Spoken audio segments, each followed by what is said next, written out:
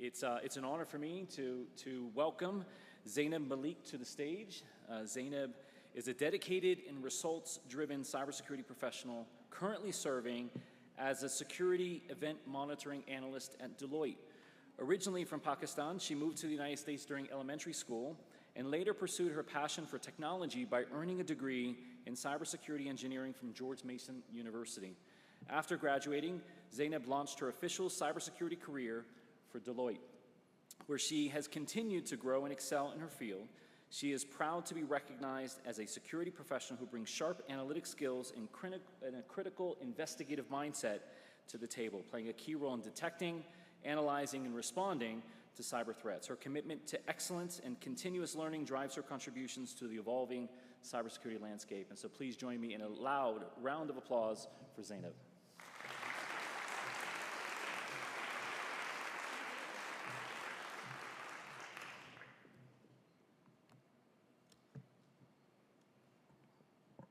Hi, good morning, everyone.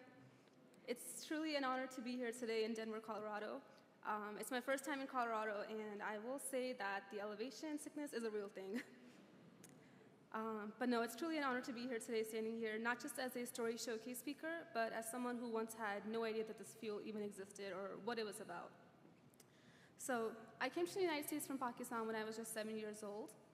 And from a very young age, I was taught to work hard and stay curious and never take anything for granted. Nothing is provided without hard work. I was taught that. So like many immigrant families, my parents who are watching this right now, they worked tirelessly to give us opportunities that they didn't have for a better future. And for the longest time, I thought my way of honoring that sacrifice was through medicine and biology, which is the right path, the respected, impactful path. It's helping others. So as I started my college journey, I declared myself a biomedical engineering degree major. Now, a few weeks into the semester and many chemistry labs in, I found myself struggling.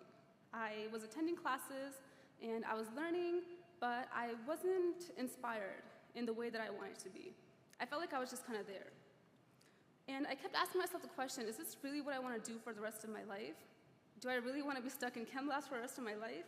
And the answer was no. I didn't know yet what I was searching for, and a few weeks into the semester, I decided to change my declare my major to undeclared. And then one day, a turning point came from an unexpected conversation with my brother that would change the course of my life. I mentioned to him my confusion about my major and not sure what was right for me, and my brother brought up cybersecurity. And he was the only family member in the tech field at the time. And he was talking to me about how cybersecurity was going to change the world. I honestly remember being confused. I had no idea what it was. Was it just firewalls and antivirus systems and passwords? I had no idea. But the more we talked, the more I realized how deep and impactful the field was. He told me about how it was about protecting people and systems and nations. And he told me about how cybersecurity touches everything, from our national security, to our banks, to our airports, everything. And that spark of curiosity turned into action for me. So the following week at school, I decided to attend a cybersecurity seminar, which you could say was similar to this, but I'd be lying if I said that. It was a classroom full of 15 freshmen led by a professor.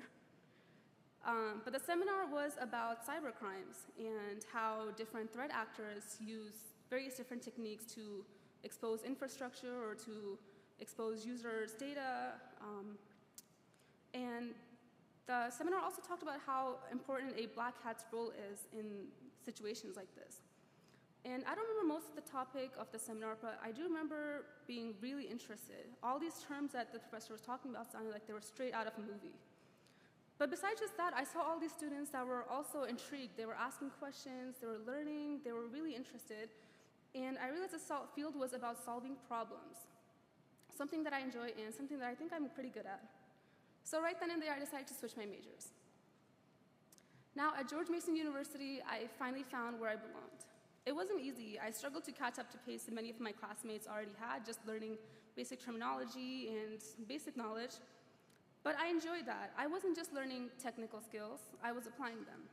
Through capstone projects with organizations like MITRE and Google, I was thrown into real-world challenges that made every classroom lecture come alive. I remember my favorite course was cryptography. It was about figuring out encryption and decryption, and it was like a puzzle to me. I loved it. I love a good puzzle. And for my senior project, I recall how my team and I had to create a web application using Azure pipelines. We had to secure the applications because confidential data was going to be stored within. So we were building code, but we were doing it with a purpose and with all safety measures that we could take.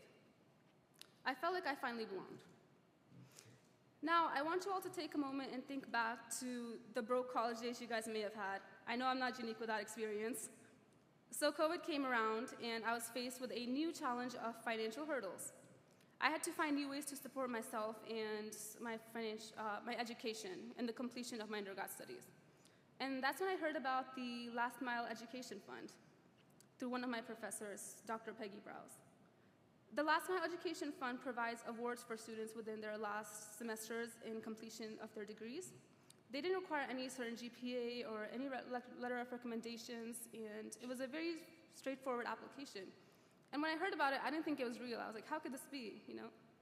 But I didn't have anything to lose, so I went ahead and I applied, and almost instantly, I was able to receive an award. And I'm grateful for organizations such as the Last Mile Education Fund. They provided awards that helped out in all aspects, not just tuition, but it could be used for anything. I remember whether it was used for gas money, because I was a commuter at the time, I didn't stay on campus, or whether I used it for coffee or even a slice of pizza for lunch. The Last Mile Education Fund really provided me with that chance. Their main goal is to invest in financially vulnerable students and give them the chance to complete their education without worrying about financial stress. And I'm grateful to have been part of this fund. So I graduated from George Mason University in December of 2021, and now I had to face a new set of challenges, which is the real world. Although I started networking and applying to many positions, whether it was internships or apprenticeships or full-time roles, I was struggling to hear back. I applied consistently for a few months, and I thought I was doing something wrong. I thought cybersecurity was a field that was growing and expected to be full of opportunities, yet I was struggling. So I focused all my time into networking, anywhere and everywhere I could. I started asking all these professionals all the questions and seeking guidance, involving myself in various different apprenticeship programs. And one day I saw a post online about hiring a security analyst. So I reached out to the connection that posted it, and they asked me for my resume. And then the following week, I was able to land an interview in a pool of, I'm sure, a very large applicant pool. And so you could say this is due to luck, but honestly, I was just networking and connecting with all the right people as much as I could. So now fast forward today, I work as a security event monitoring analyst at Deloitte, and I know that I am the first line of defense in all security-related alerts. My work consists of investigating phishing tactics, to log analysis, to network investigation, and I'm glad to be able to make a difference daily. My time at university didn't just prepare me for a job, they prepared me for growth and development. And my journey is far from over. It has just started. I'm looking forward to growing in my career and eventually reaching my dream job of becoming a pen tester, which is the reason that I got into cybersecurity, if you go back to that seminar that I attended. I'm grateful for all the professors who have helped me along the way, all my mentors, all my professors, and especially the Last Mile Education Fund for their support. I would not have been able to do it without them. And if there's one thing I've learned, it's that your path doesn't have to be straight to be strong. Detours aren't mistakes, they're just chapters in our stories. So all I can say is this field is for anyone and everyone, from people with extensive knowledge or who are born in it, to people who had no idea what this field was about 7 years ago, to now working as a professional and having a huge impact in my workplace. So my message here is to stay curious, keep asking questions, keep growing, and probably listen to your siblings. You never know which moment will shift your life. And that's all for me. Thank you all.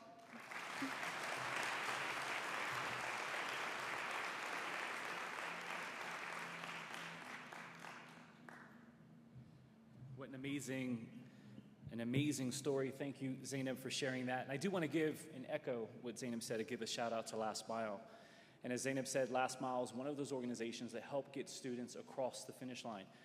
I think their stats pretty impressive. More than 70% of those that they jump in to support actually make it across the finish line, which is a testament. And those are students that were in the sort of that space of dropping out and having to move in different directions. 246%, I think, return on investment. And so it's an incredible organization doing meaningful work. So shout out to Last Mile. If you're in the room, thank you so much for the work that you're doing. I also want to give a shout out to our sponsors. They may appear on the screen here any moment now, and if they don't, they are in the expo space. And so again, without our sponsors, we wouldn't be able to pull off this convening. So again, grateful to those up on the screen for kicking in and helping ensure that this conference continues. And that's my way of also starting to move us out to Expo. And so that concludes the morning sessions. And what we're going to do now is go to Expo Hall and breakouts, and we'll reconvene for our luncheon keynote speech. So thanks again for being here. Go enjoy the expos, take the swag, so they don't have to drag it home with them.